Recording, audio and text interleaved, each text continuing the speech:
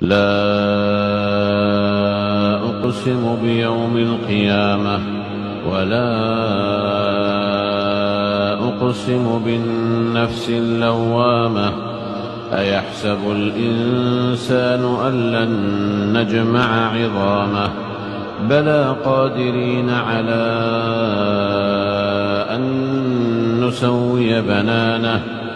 بل يريد الإنسان ليفجر أمامه يسأل أيان يوم القيامة فإذا برق البصر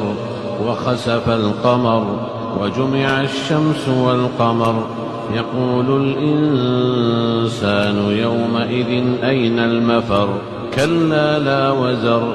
إلى ربك يومئذ المستقر ينبأ الإنسان يومئذ بما قدم وأخر بل الإنسان على نفسه بصيرة ولو ألقى معاذيره لا تحرك به لسانك لتعجل به إن علينا جمعه وقرآنه فإذا قرأناه فاتبع قرآنه ثم إن علينا بيانه